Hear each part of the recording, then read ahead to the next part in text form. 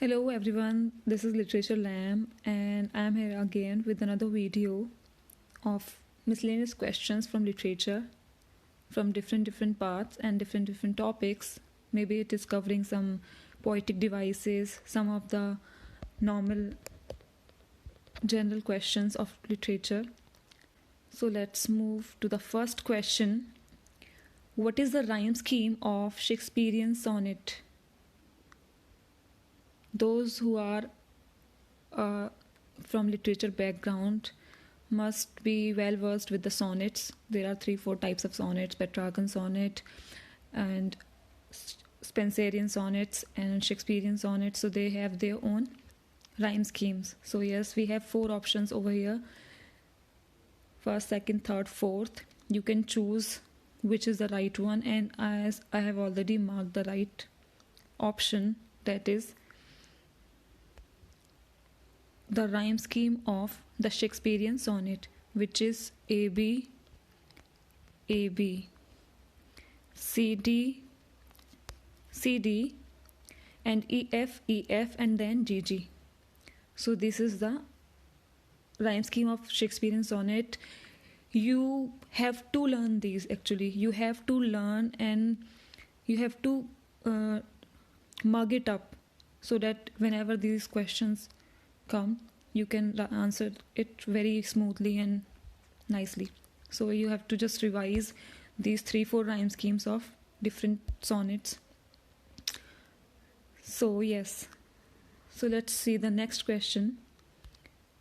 The next question is, what is an iambic pentameter? So this is a very important question from the poetic devices and poetry related things. These are some important things you must know when you are a literature student. So an iambic pentameter, so you have to learn this very perfectly. What is an iambic pentameter? So I have already marked the question. We have 4 options here. Let's read each option. An 8-syllable line rhyming AA BB.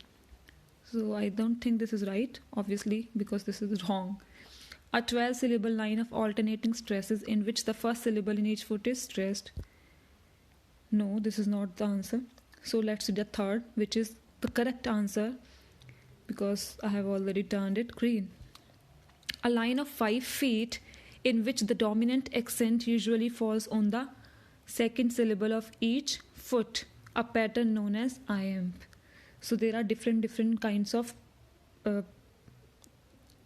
foots that we have, where we have 2 syllables and more than 2 syllables, which of one of them is accented and one is not so accented, means they have one which is stronger and one is weak. We can classify it in weak and strong as well. So this is the correct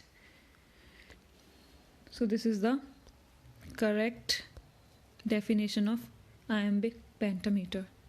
You have to learn it.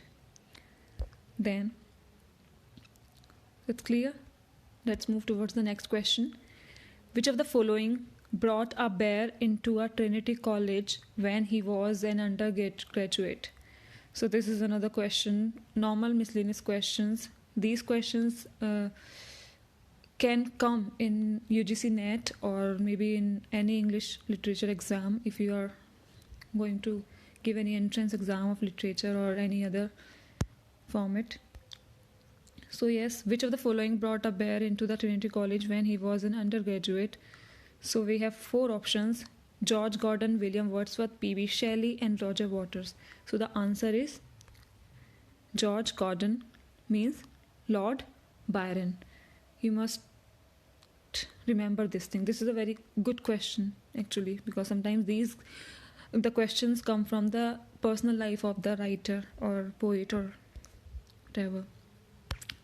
Okay, then the next question is, what is a heroic couplet? What is a heroic couplet? Heroic couplet, these are so important words in literature: heroic couplet, iambic pentameter. So these are the most important things you have to learn actually You don't have to revise, but you have to learn these things.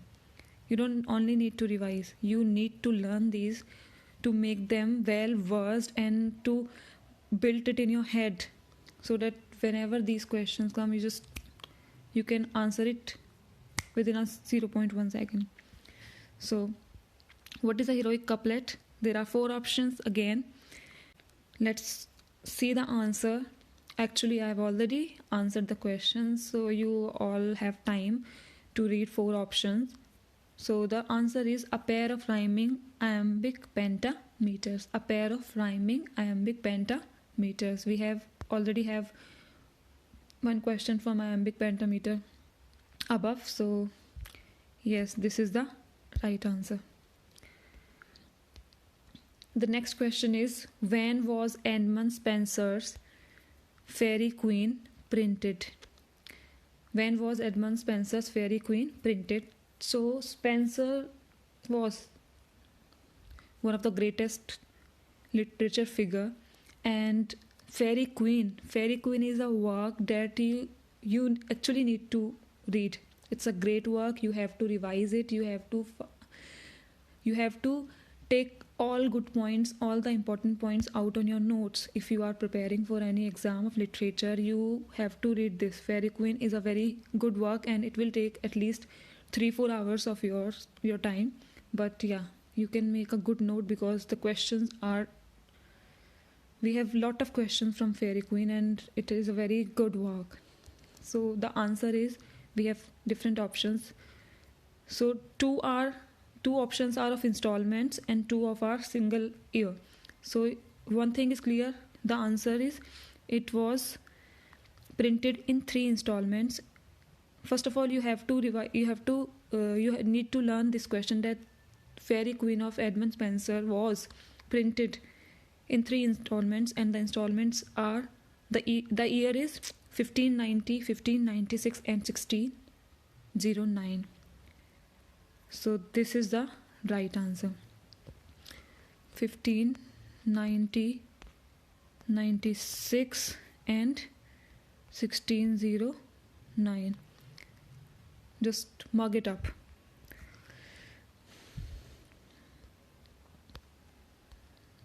So let's see the next question. Which of the following did not attend the University of Cambridge? Which of the following did not attend the University of Cambridge?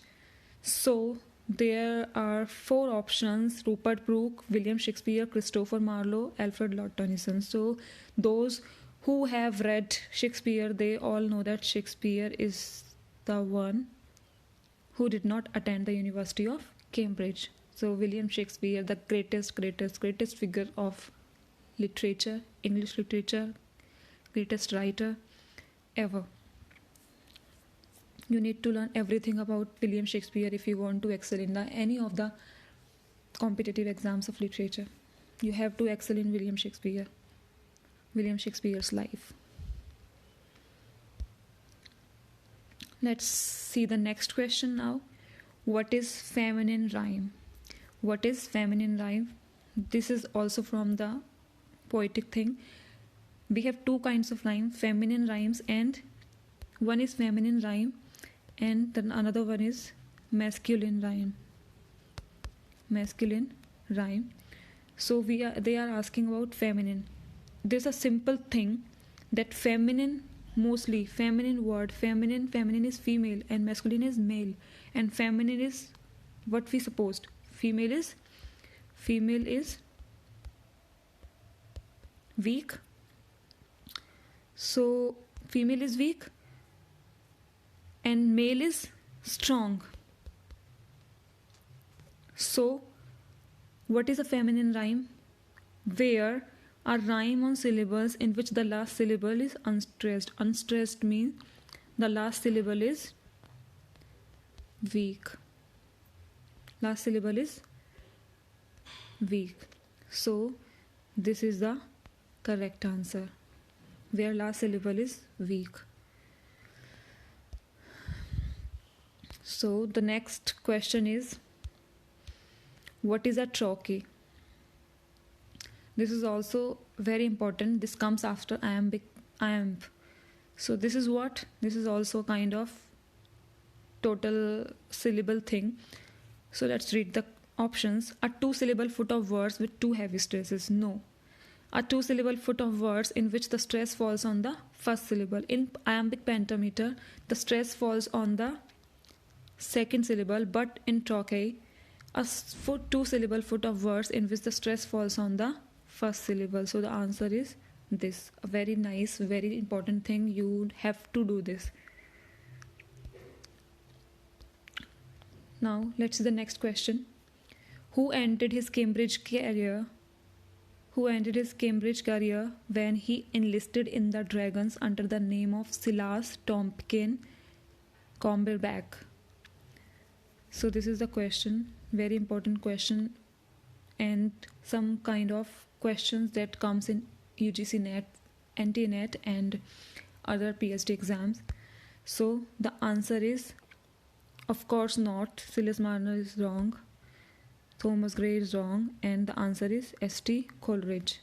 Samuel Taylor Coleridge is the answer. So let's move towards the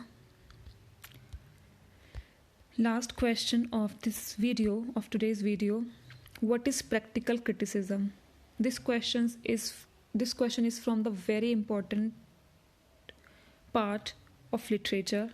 Criticism is a huge study. You need to study it if you are doing literature preparation, and it is very, very, very interesting. Actually, I find it very interesting. I am very well versed in criticism, and practical criticism is a very important matter. You have to remember all the names related to practical criticism, and it has a very huge chronology. So criticism is great. So without any delay, let's read. What is practical criticism? The close analysis of poems without taking account of any external information. This is a very simplified definition of practical criticism, a really simplified definition. You have to note it down. If you are reading this, if you are watching this video, please note it down, and this is a very great definition, I would say. The close analysis of poems without taking account of any external information.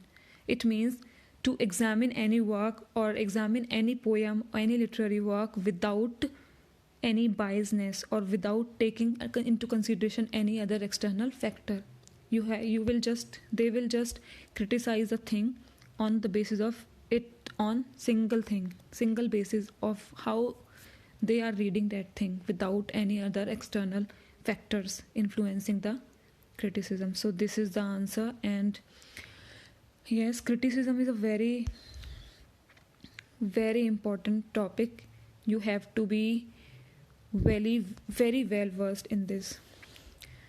So yes, this is all about today's video. And yes, keep learning, keep growing, and if you like the video, give it and share it with your friends. And please tell me in the comment sections the more videos, the more topics you want me to make videos on. And yes, thank you for watching.